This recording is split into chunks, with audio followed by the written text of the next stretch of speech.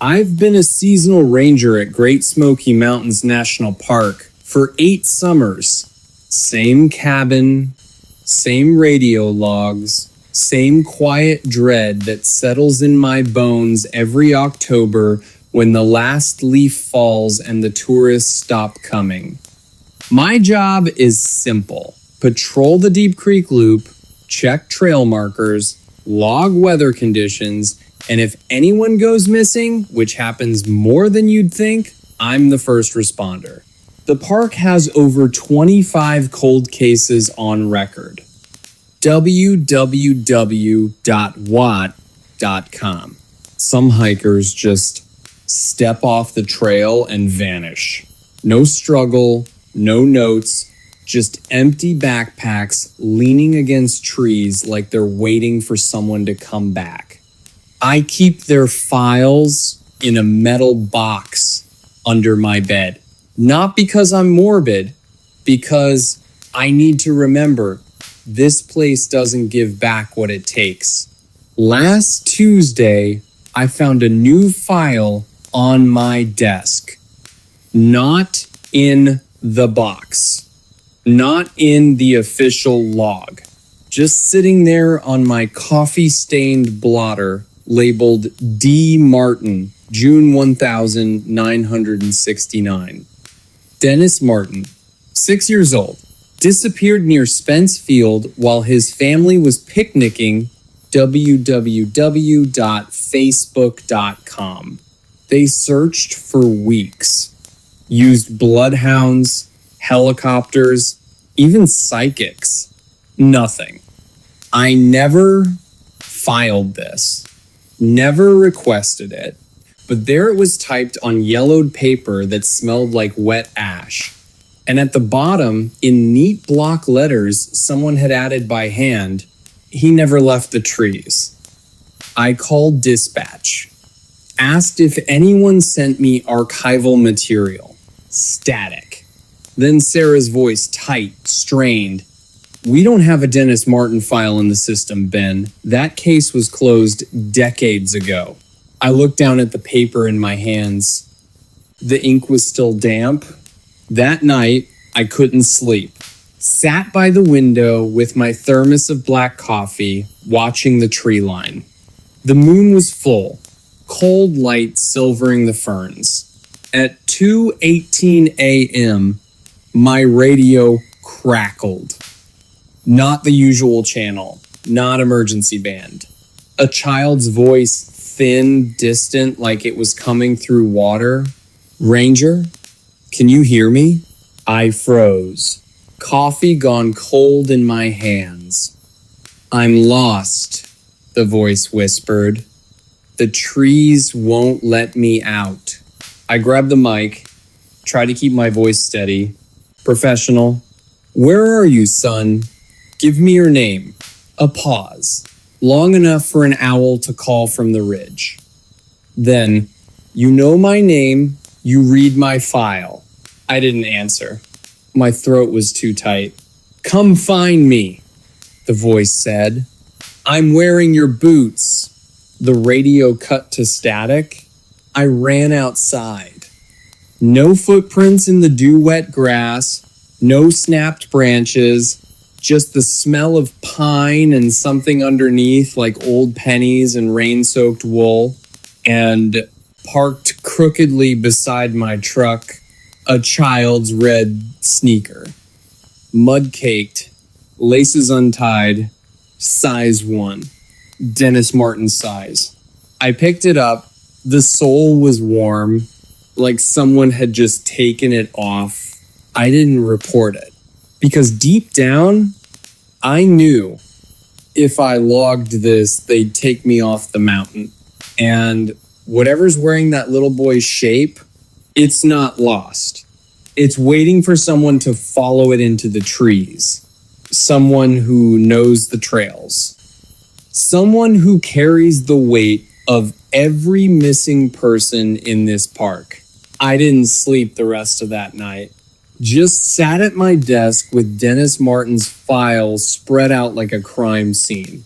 The paper felt wrong, too smooth, too new for something from 1969, and the handwriting at the bottom, it wasn't typed. It was written in ink that bled slightly into the fibers, like it had been pressed hard by someone in a hurry, or someone trembling. At dawn, I packed my go bag. Water, protein bars, my service revolver loaded but holstered low on my hip. Not for show, for silence. Bullets make noise. And whatever was calling me last night, it already knew where I lived. I left the red sneaker on the porch, not as bait, as a promise. The trailhead for Deep Creek Loop was empty. Mist clung to the ferns like wet gauze.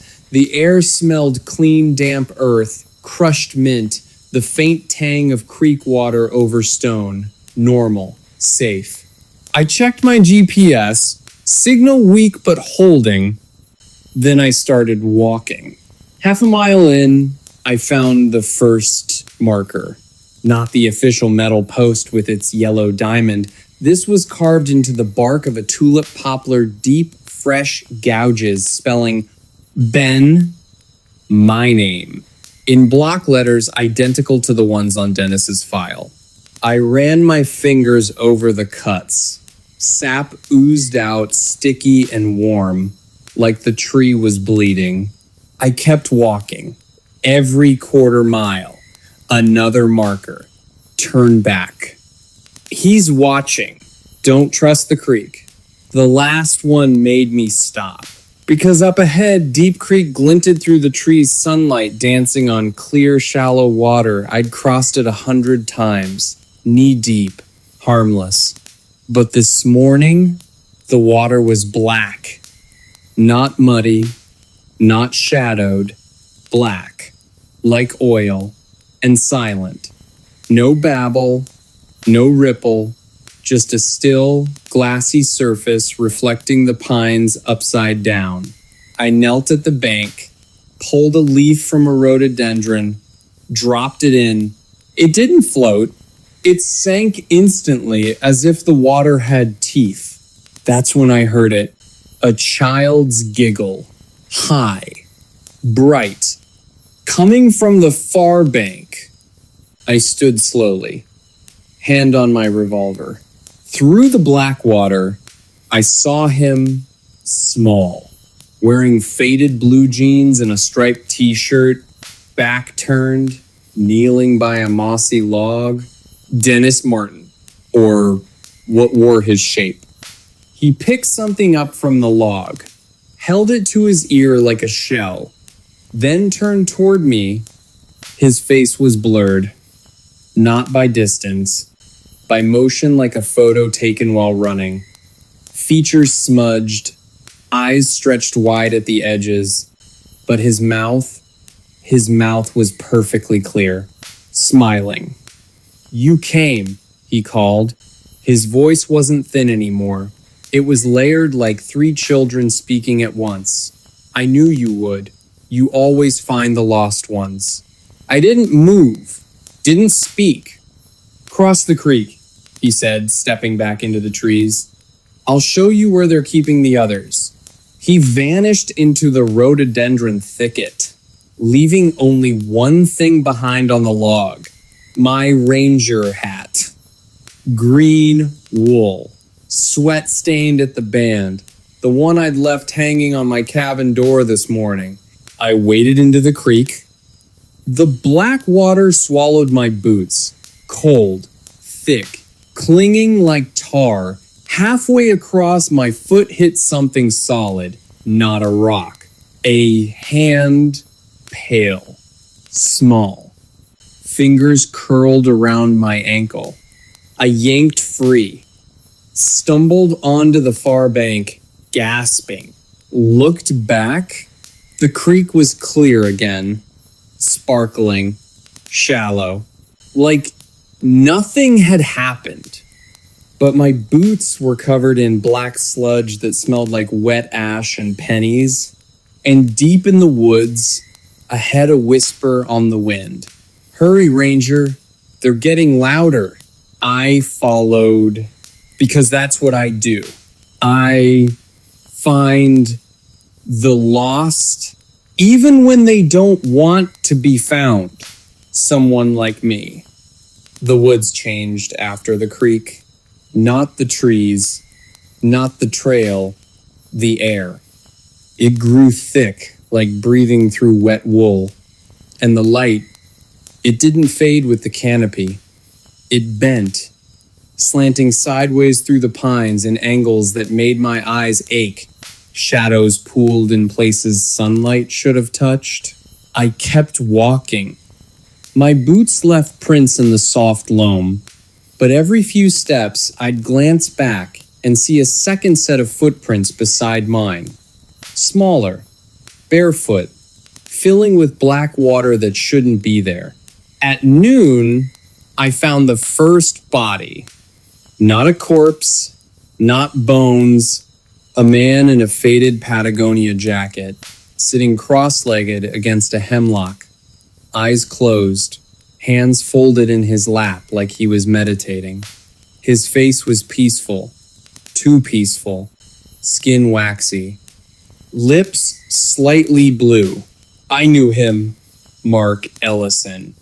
Disappeared hiking Alum Cave Trail in 2018. His file was in my metal box, last seen carrying a red Nalgene bottle. It sat beside him, now empty, crusted with black residue. I knelt, checked for a pulse. Nothing. But his skin was warm, like he'd just sat down. Then his eyes opened. Not startled, not confused, just empty. Pupils blown wide, reflecting the distorted light in fractured shards. He's teaching us, Mark whispered. His voice wasn't his own. It was layered, echoing, like Dennis's. How to be quiet, how to wait. He tilted his head toward the ridge. They're all here, learning. I stood, backed away. Mark didn't move, just closed his eyes again, sat perfectly still as if I'd never been there. Deeper in, I found more. A woman in yoga pants, standing motionless in a sunbeam, arms outstretched like she was hugging the air. Her hair was woven with pine needles. Two teenagers slumped against a boulder, heads touching, mouths moving silently in unison. All missing persons from park files, all wearing clothes from their last known day, all present, but not alive, not dead. Something in between, and every one of them turned their heads as I passed. Not to look at me, to listen. Like they were waiting for a signal only they could hear. At the ridge crest, I saw the grove, not on any map, not in any ranger survey. A perfect circle of ancient oaks, their trunks fused together at the base like they'd grown from a single root. In the center, a stone altar, moss-covered, stained dark. And on it, Dennis Martin, or what wore his shape. He stood barefoot on the stone, facing away from me. His striped shirt hung loose on small shoulders. One hand rested on the altar, the other held something long and pale. A bone. Human. He turned slowly. His face was clearer now. Features sharp. Eyes too old for a child's face. And when he spoke, his voice was mine, roughened by years of mountain air, but undeniably my voice. "You're late," he said. Not angry. Disappointed. Like a teacher waiting for a student who forgot their homework. They've been waiting since '69, since the first one wandered off the trail. The mountain gets hungry, Ranger. It needs voices to practice with. He stepped down from the altar, held out the bone. "This is yours." From the last time you came here. I didn't take it. Last time? My voice cracked. Dennis smiled. A sad, knowing thing.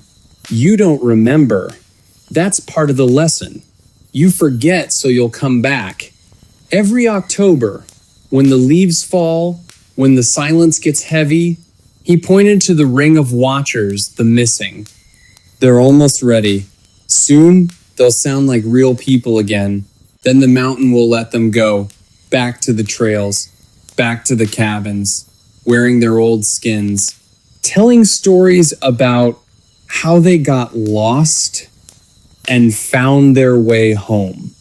He took a step closer. The smell hit me wet ash, pennies, and underneath my own coffee. Black, no sugar. But you're special. You carry the weight of all of them. So the mountain lets you remember, just enough to bring you back, just enough to keep the cycle turning. Behind him, the fused oaks groaned. Not wind, the wood itself shifting, splitting open like a mouth. Darkness yawned within, and from it rose a sound I'd heard before, the radio static. Then a chorus of voices, hundreds of them, layered, overlapping, speaking in perfect unison. Ranger. Can you hear us? Dennis held out his hand, small, pale, waiting.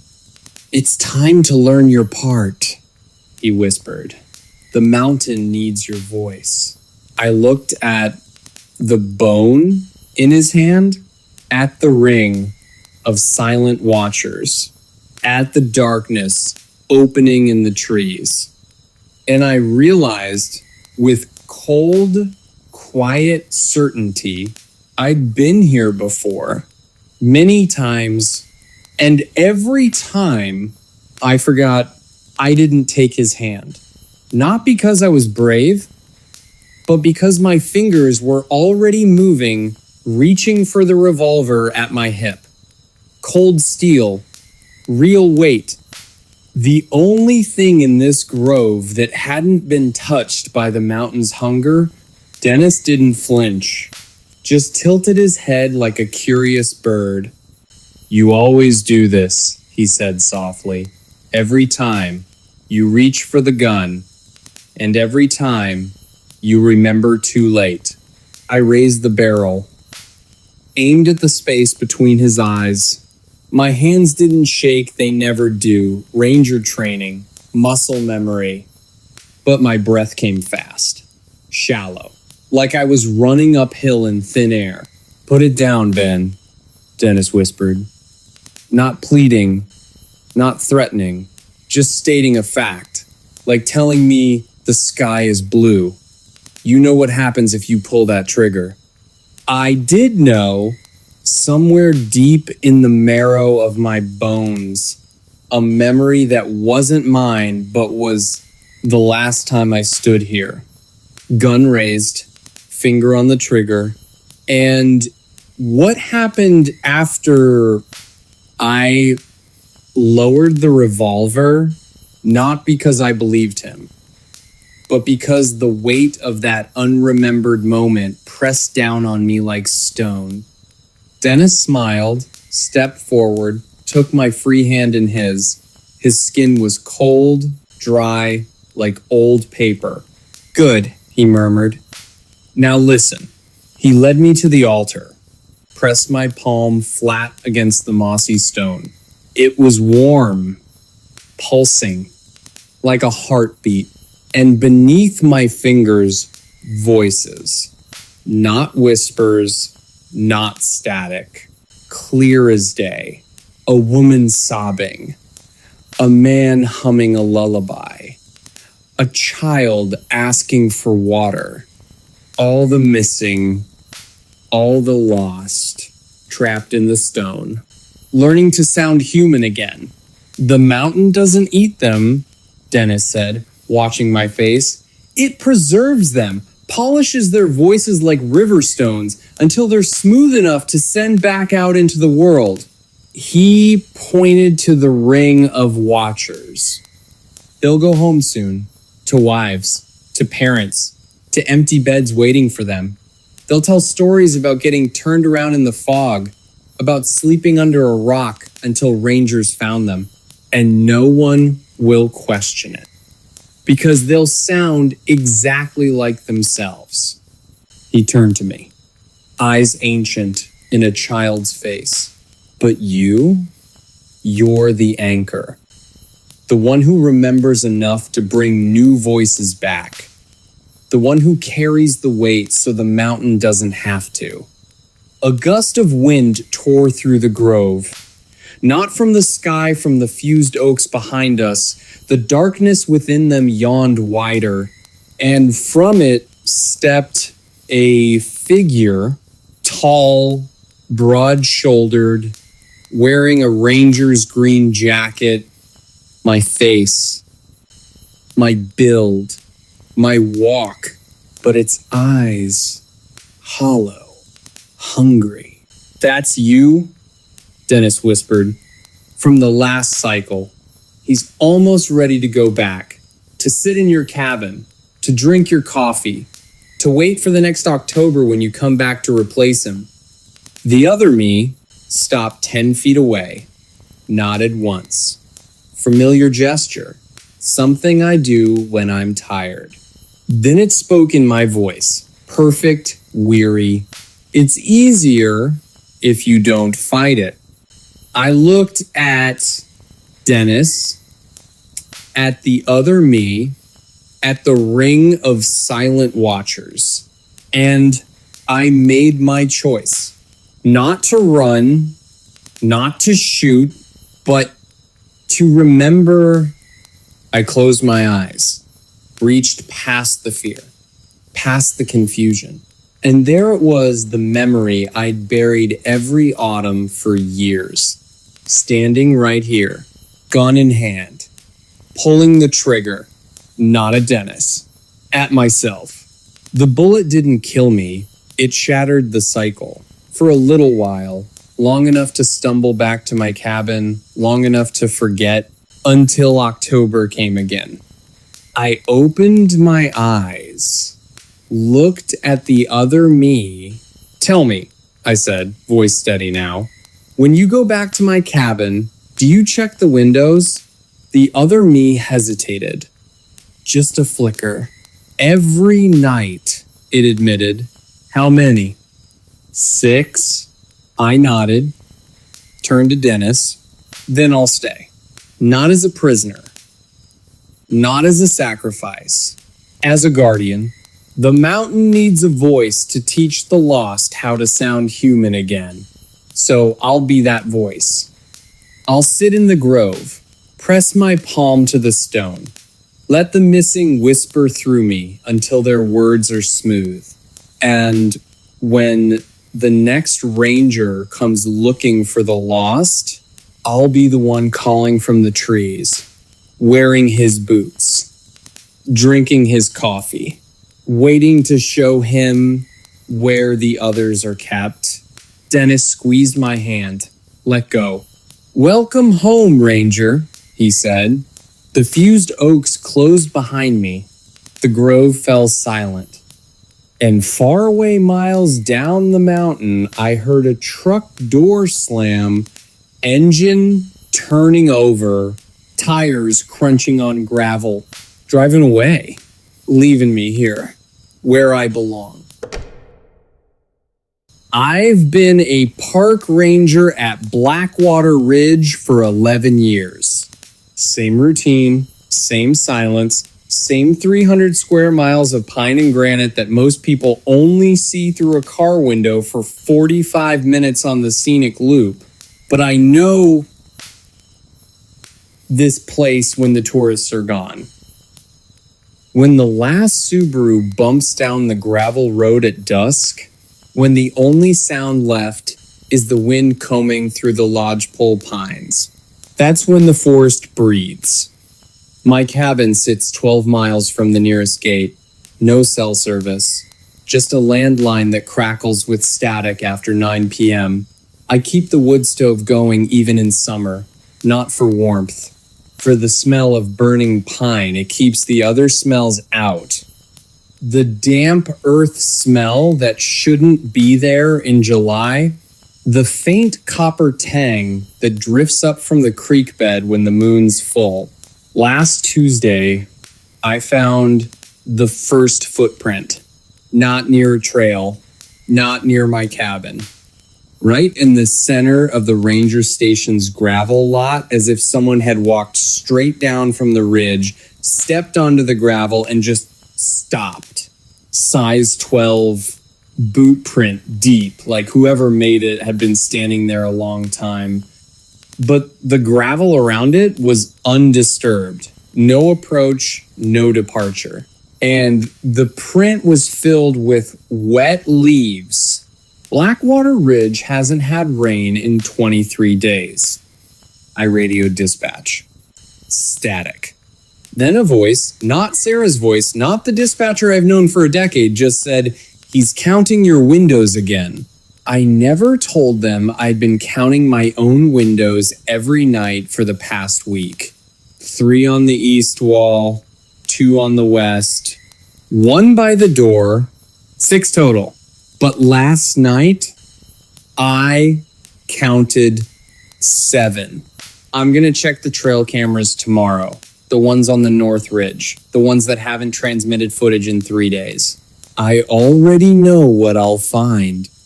Because this morning, when I stepped outside to fetch water, I saw fresh tracks leading away from my cabin. My own boot prints, but I hadn't left the cabin since midnight. And the tracks, they weren't heading toward the road. They were walking straight into the trees. Deeper, like something was wearing my boots. Walking where I walk. Watching what I watch. And learning how to be me. I didn't sleep that night. Sat by the wood stove with my rifle across my knees. Not because I planned to use it, just because the weight felt real, solid, something that couldn't lie to me. The cabin stayed quiet. Too quiet.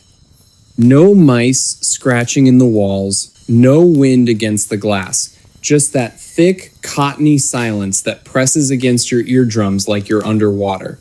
At 3:17 a.m., the landline rang. 1 ring. 2.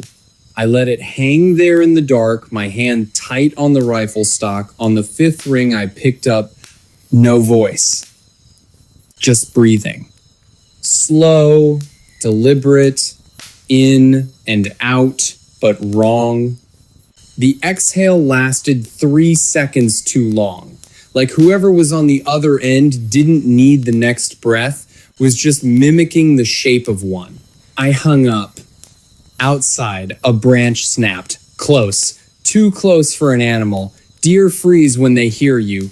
Bears announce themselves. This was something moving quietly on purpose. I went to the window, peered through the gap in the curtains. Nothing. Just the moonlit clearing, the skeletal shadows of pines stretching across the gravel, and my truck parked where I'd left it, hood still dusted with pollen from yesterday's drive. Then I saw it, a shape standing beside the truck. Tall, still. Not a bear. Not a man. It had my posture. The slight tilt of my head when I'm listening. The way I shift my weight to my left foot. But its arms hung too straight. Its neck bent at an angle that made my spine itch. I stepped back from the window, heart hammering against my ribs. When I looked again, it was gone. I waited until first light before I went outside, rifle in hand, boots crunching on frost-hardened gravel. The air smelled like pine needles and something else, something sweet and rotting, like fruit left in a damp basement. I checked the truck first. The driver's side door was unlocked. I never leave it unlocked. Never. Inside, the seat was pushed back farther than I keep it. The steering wheel had a single handprint on the leather palm facing outward, like someone had braced themselves while staring out the windshield. My size. My shape. But the print was damp, cold to the touch. I walked the perimeter of the cabin, checked every window, counted them again. 6. Just 6. For a second, I let myself believe I'd imagined the 7th. Stress, sleep deprivation, the isolation getting to me after all these years. Then I saw the trail camera, the one mounted on the oak 10 yards from my wood pile. It was hanging by its strap, lens cracked, and beneath it, pressed into the soft earth, was a single word spelled out in pine needles. Stay. Not scratched, not trampled, arranged, carefully, deliberately, like an invitation, or a warning. I knelt to look closer. That's when I noticed the smell rising from the soil beneath the letters. Not pine, not earth. Coffee? I drink 1 cup every morning at 6 a.m. Black, no sugar. And standing there in the cold dawn light, I realized something that made my blood go still. The smell was still warm. I went back inside, locked the door, sat at my desk, and opened the Ranger logbook, the one I've kept since my first season. Flipped to yesterday's entry. My handwriting stared back at me.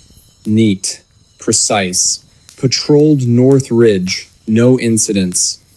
But below it, in the same ink, the same slant of letters, a second entry I don't remember writing. He knows you're afraid of the dark under the floorboards. He's been there since Tuesday. I looked down at the wooden planks beneath my chair, listened, and from somewhere deep below the cabin, a sound I'd never heard before. A soft, steady knocking. Not on the door, not on the walls.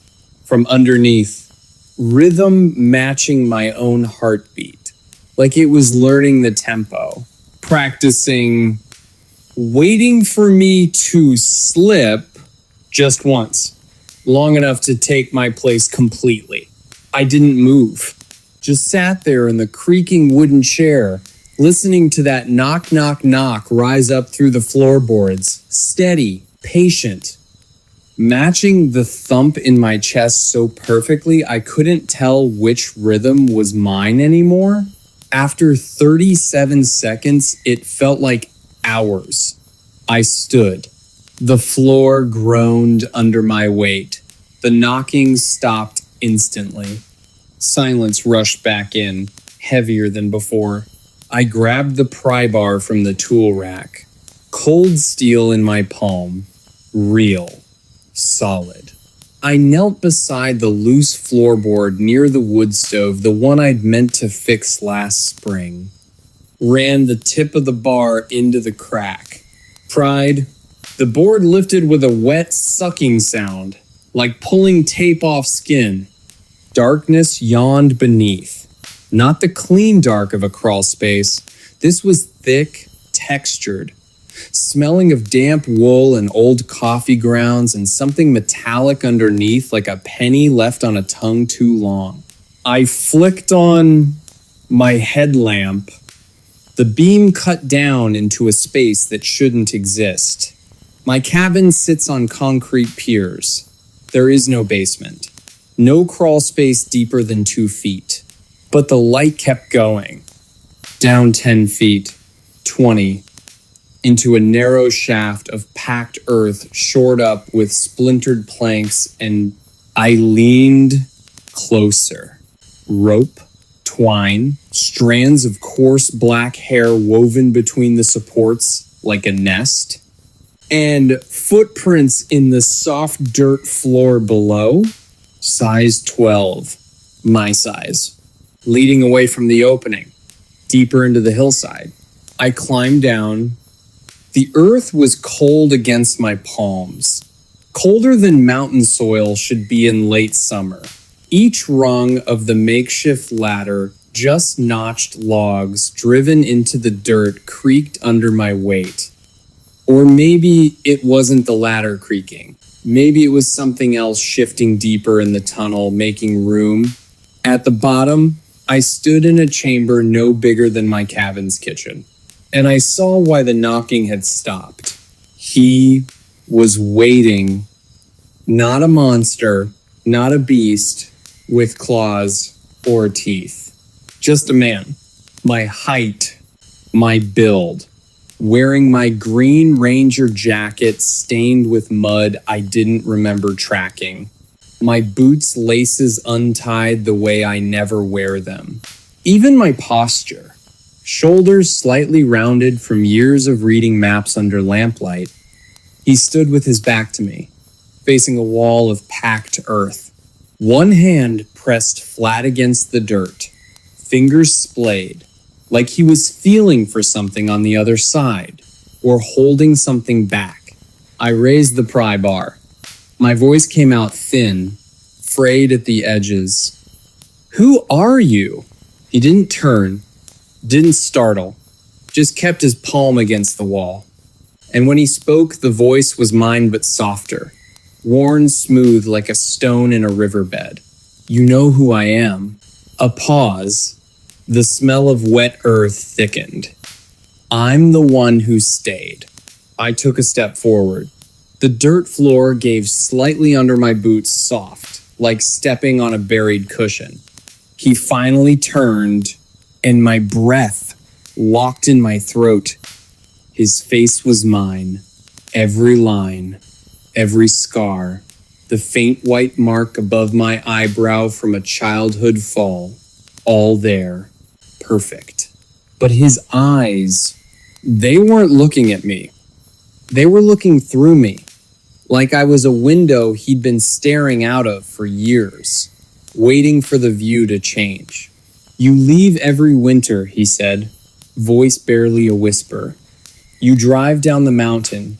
You sleep in a bed with clean sheets. You forget the weight of the trees." He took a step toward me. I didn't move back. Couldn't, but I stay.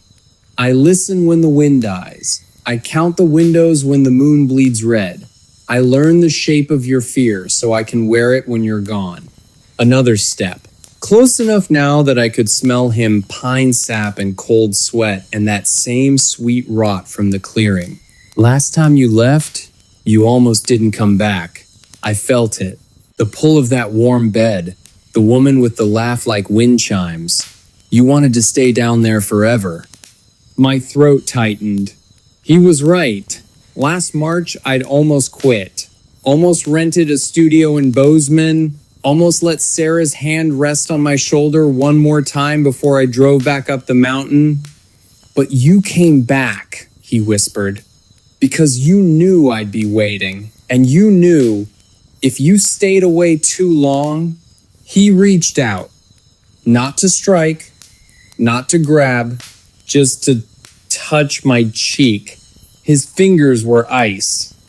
I'd forget how to be you and start becoming something else. Behind him, the dirt wall shifted. Not a collapse, not an animal burrowing. A shape pressed against the other side, tall, too tall. Shoulders too wide, pushing gently, testing the barrier between us. He didn't turn, just kept his freezing hand on my face. "He's been waiting longer than I have," the thing wearing my face murmured, "and he's getting impatient." The knocking started again, not from under the floorboards this time, from the other side of that wall. 3 slow knocks. Then my name spoken in a voice that was almost mine but stretched thin at the edges, like a recording played back at the wrong speed. "Ranger." The thing touching my cheek smiled. My smile. but the corners of its mouth twitched upward a second too late, like it was remembering how "you should go now," it said softly, before he learns to knock louder. I turned, climbed, didn't look back. When I reached the cabin floor and slammed the board shut, I expected to hear pursuit. Silence. Just the wind returning, the mice scratching in the walls again, the ordinary sounds of a place pretending to be safe. I sat by the stove until dawn, rifle across my knees, watching the floorboards, waiting, knowing two things with absolute certainty. First, that thing under my cabin wasn't trying to replace me. It was protecting me. And second, whatever it was protecting me from was learning to sound more like me with every passing night. I didn't sleep for 3 days. Sat in my chair with the rifle across my knees, watching the floorboards like they might peel back on their own. The knocking never came again. The landline stayed silent. Even the wind seemed to hold its breath. On the 4th morning, I made coffee. The ritual felt foreign measuring grounds, pouring water, waiting for the percolator's gentle hiss. My hands shook, not from fear anymore, from the quiet. The absence of it had become louder than the knocking ever was. I drank the coffee black, no sugar, and halfway through the cup, I froze. The steam rising from the mug, it smelled wrong. Not burnt, not stale, but familiar in a way that coiled cold in my gut. The same sweet rot I'd smelled by the truck, the same damp earth scent from under the floorboards. I set the mug down, walked to the bathroom mirror. My reflection stared back, tired eyes, 3-day stubble, the scar above my eyebrow pale against sun-weathered skin. Normal. But when I blinked, my reflection didn't. It held its eyes open a full second longer, just long enough for me to notice. Then it blinked too, smooth, perfect, like it had been practicing. I backed away from the mirror.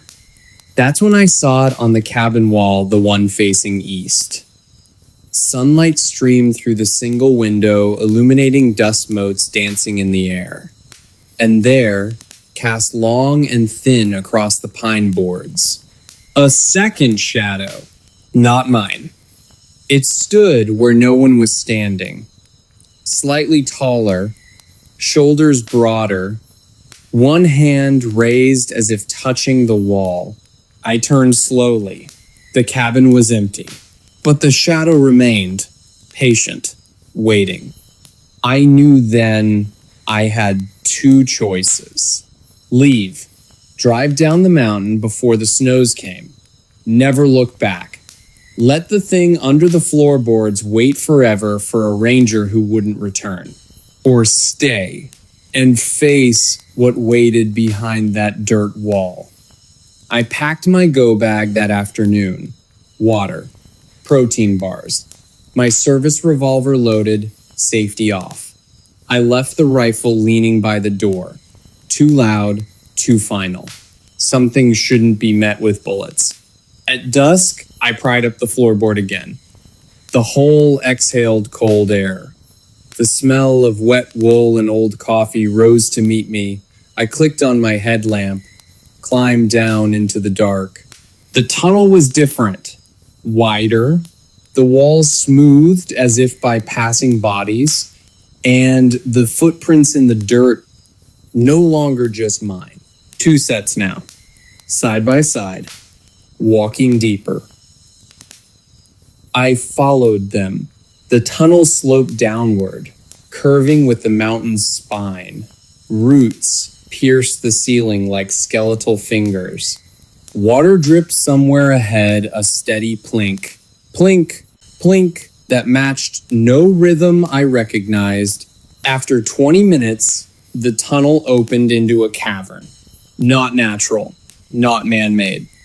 The walls were lined with bark peeled from living trees, still supple, still weeping sap. The floor was packed earth stamped flat by countless footsteps, and in the center, a chair, my chair, the one from my cabin, wood worn smooth by my own weight over 11 years, sitting there in the dark like it had always belonged, and facing it, another chair, identical. But the wood was darker, stained, and draped over its back was my spare ranger jacket, the one I kept folded in the cedar chest, the one I hadn't touched since last October. It was damp, dripping slowly onto the earth floor. I stepped forward, my boots silent on the soft ground. That's when I heard it, breathing. Not from one direction, from everywhere. The walls themselves seemed to inhale, drawing the air thin and cold, then exhale, with that same stretched, practiced rhythm I'd heard on the phone. In too long, out too slow, and beneath it a whisper. My voice, but layered. Like three people speaking the same words at slightly different times. You came back. I turned. He stood at the tunnel entrance, the thing wearing my face. Same jacket, same boots, same tired eyes. But his skin looked thinner, translucent in the headlamp's beam. Like I was seeing through him to something older beneath. I knew you would, he said. You always come back. Behind him, the tunnel walls shifted. Not stone moving, something within the stone pressing outward. A shape forming in the negative space between roots and rock. Tall, too tall, shoulders straining against the earth itself. The knocking started again. Not on wood, on bone. A dry, hollow tap, tap, tap that vibrated up through the soles of my boots. The thing wearing my face stepped aside, gestured toward the empty chair. Sit, it whispered. He wants to show you something. I didn't move. He's been here since the first ranger built this post, it continued, voice fraying at the edges. Since before the roads, before the maps, he waits for the silence between seasons. When the last tourist leaves and the first snow falls, he comes up to wear the ranger's skin for a little while. A pause. The breathing from the walls grew louder, hungrier. Last winter, I forgot to leave before the pass closed. He found me in the cabin, sat me in that chair, and he practiced. For 3 months, he practiced being me, learning the way I pour coffee, the way I check the trail maps, the way I count the windows when I'm afraid. The thing's eyes glistened, not with tears, with something darker, something seeping from within. When spring came, I went back up the mountain, but I wasn't whole anymore. Something stayed down here, something that remembered the warmth of a human shape. It took a step toward me. My hand reached out. Now he's ready to practice again, but he's tired of waiting. He's learned enough from me. He wants you. Behind it, the shape in the wall pressed forward. The earth groaned. A hand emerged, not clawed, not monstrous, just pale, veined. Wearing my ranger ring on the third finger, the one my father gave me, the one I keep in the lockbox under my bed. The thing wearing my face smiled. My smile. But the sadness in its eyes was real, ancient. You have a choice, it whispered. Sit in the chair. Let him learn you slowly. Or run. Try to reach your truck before the snow hits the pass. It tilted its head. Listened to the breathing in the walls. But know this, he already knows the sound of your heartbeat. He's been listening since Tuesday, since you counted 7 windows instead of 6. I looked at the chair, at the damp jacket, at the hand emerging from the earth wearing my father's ring, and I understood. This wasn't about replacing me. It was about continuity. The mountain needs a guardian. Always has, always will. The body doesn't matter, just the shape of the silence it leaves behind. I took a step forward, not toward the exit, toward the chair. The thing wearing my face exhaled a sound of relief, of grief, of release. Its form began to soften at the edges, like mist burning off in morning sun. Thank you, it whispered as it faded. I was so tired of waiting alone. I sat. The wood was cold, familiar. From the wall, the shape stepped fully into the cavern. Tall, broad-shouldered, its face still forming features sliding like wet clay into the shape of mine. It knelt before me, reached out with my father's ring gleaming on its finger, and it did something unexpected. It took my hand, not to pull me apart, not to wear my skin, just to hold it. Like a promise, like a transfer of duty. Its palm was cold, but its grip was gentle. Ranger, it breathed in my voice, perfect now, seamless.